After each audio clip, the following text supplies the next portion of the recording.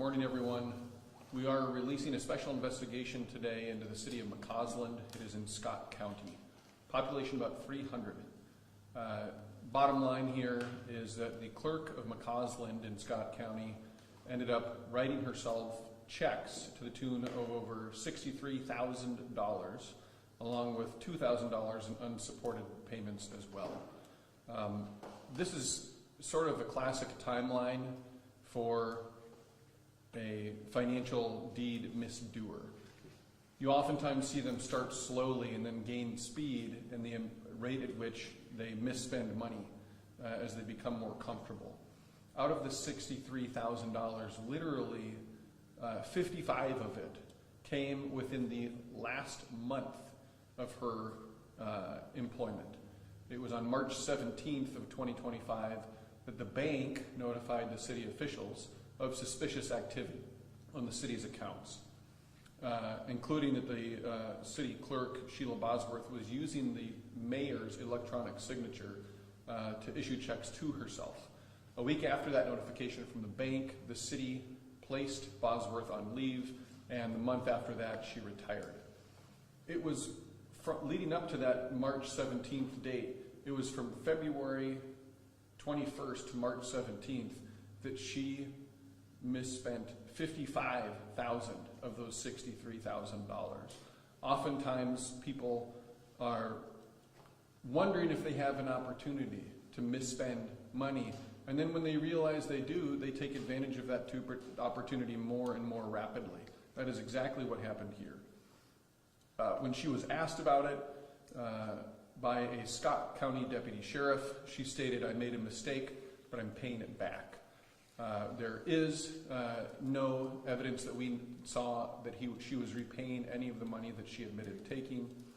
She also had $4,800 in checks to herself for cash, $2,000 in improper disbursements, which was identified as a cash advance on her salary, and about $3,700 in improper and unsupported credit card purchases. When she was asked about this, she also told the Scott County detective that this was all due to a failure in a cryptocurrency investment or a cryptocurrency scheme. Some of these unsupported charges were to Bitdefender. She said that she was going to repay the city after getting funds from Bitcoin investments, and that some of the checks that were cashed were deposited into Bitcoin ATMs. We did attempt to interview Bosworth, and she declined that opportunity. I'm happy to answer any questions. How long has she worked for the city? Since 2009, so this was a long time that she was there. Did some clerks work for multiple cities? Was this her only city clerk job?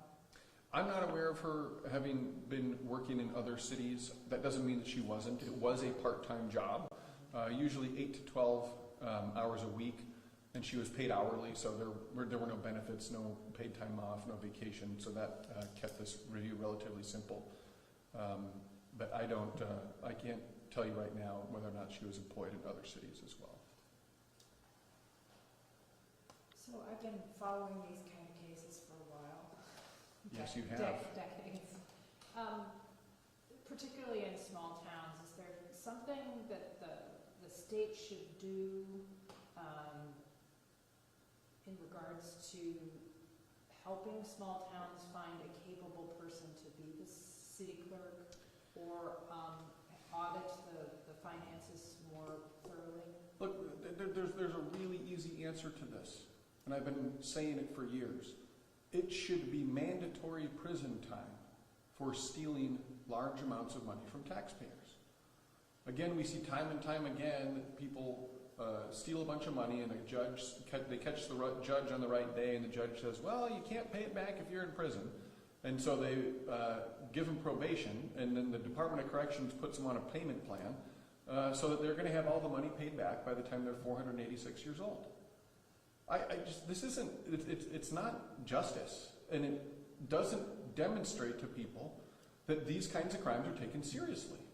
This legislature, just like the one before it and the one before that, should make it a mandatory prison sentence for people who steal large amounts of money from taxpayers.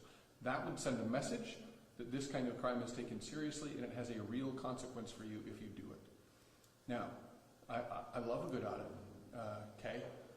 We need more auditors in the state of Iowa, but simply requiring additional reviews there, we are already in a workforce crisis for the number of auditing firms that are willing to do yellow book audits, aka government public sector audits.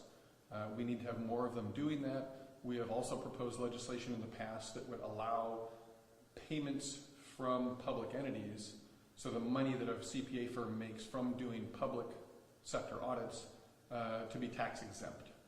That would help give a lot of these firms an additional incentive to do yellow book audits. That would help. But we need more auditors doing the work that needs to be done and doing it with more depth. Those would be the answers that would be effective there.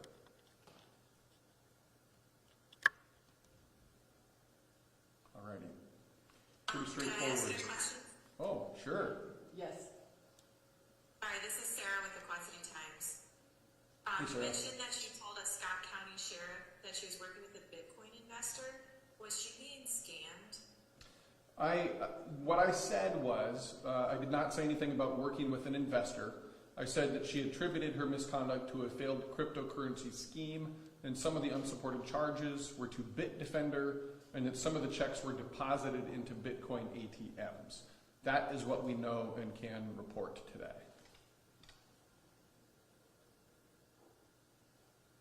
Anyone else? Alrighty. Thanks for being here.